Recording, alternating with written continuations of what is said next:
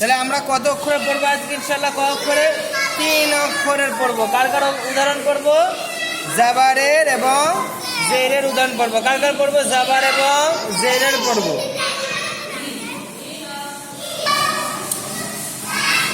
দেখো তাহলে এটা কি আছে? এখানে কি আছে? এটা কি? হামজা। যদি এই জেডটা না থাকতো তাহলে কি হতো? এটা আলিফ। তাহলে আলিফ সর্বদা কি হয়? খালি হয়। হামজা কখনো খালি? হ্যাঁ। তাহলে হামজা জের কি হবে? হ্যাঁ। তারপরে বাজের দুটো একসঙ্গে হলে ইবি, দুটো একসঙ্গে হলে কি হবে? ইবি। আর লামজের লি, লামজের লি, ইবিলি। টান হবে না কিন্তু। হ্যাঁ, হারাকাতের উচ্চারণ কেমন হয়? তাড়াতাড়ি। হারাকাতের উচ্চারণ কেমন হয়? তাড়াতাড়ি হয়। হ্যাঁ, হারাকাতের উচ্চারণ তাড়াতাড়ি হয় তো। তাহলে হামজায় জের আছে, তাহলে হামজাকে কি বলবো? হামজাকে কি বলবো?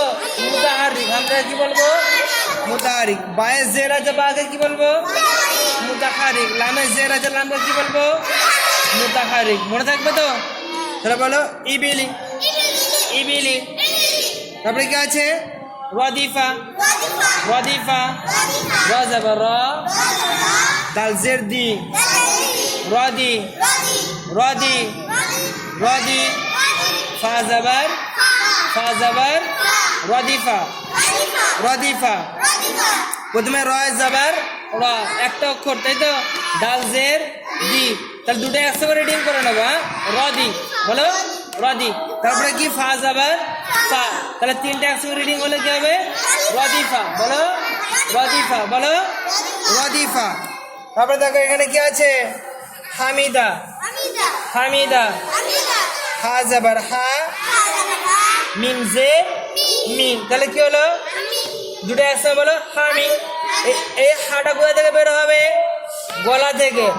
হা, বলো হা। হা যাবার হা, হা যাবার, হা যাবার হা, মিম জের, দুটো একসঙ্গে হলে কি হবে? হামি, হামি।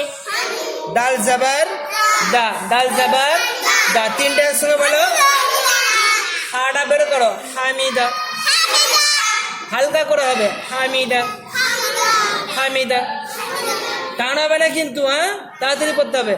হামিদা, হামিদা, হামিদা। এই হাটা গলা থেকে বের করবে। হামিদা। শাহিদা, এই সিনটা কোথা থেকে উচ্চারণ হবে? শিস করে উচ্চারণ হবে। হ্যাঁ, শাহিদা, শাহিদা। শিন যাবা শাহ, হাজের হি। এই হাটা কোথা থেকে উচ্চারণ হবে? বুকের থেকে। কোথা থেকে? বুকের থেকে। হাজের হি, হাজের হি। শাহি, শাহি। সানা, শাহি, শাহি। ডাল যাবার, ডাল যাবার, তাহলে কি হবে? শাহিদা। শিন যাবার শাহ, হাজের হি, শাহি, শাহি। ডাল যাবার দা, শাহিদা, শাহিদা।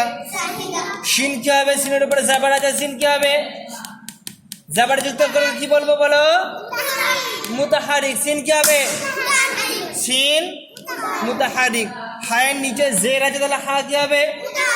হায়ের নিচে জের হলে কি হবে? হা মুতাহারিক। দালের উপরে জাবার আছে, দাল কি হবে? দালকে কি বলবো? বলো মুতাহারিক। কেন মুতাহারিক বলবো? জাবার আছে বলে। কি আছে বলে? জাবার জের পেশ থাকলে সেই অক্ষরকে কি বলবো? মুতাহারিক বলবো।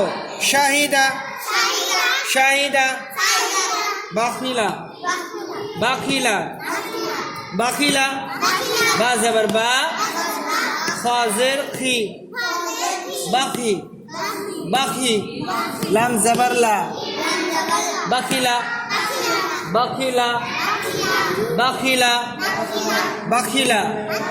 বাকি হবে, বাইরের উপরে যাবার আছে, বাকি হবে মুতাহারিক।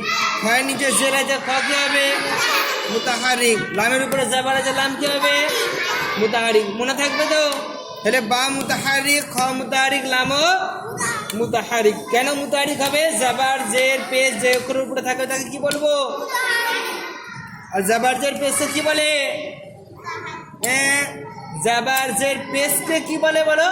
হারাকাত বলে। হারাকাত বলে। আর যেই অক্ষরের উপরে থাকবে তাকে কি বলবো? মুতাহারিক। কি বলবো?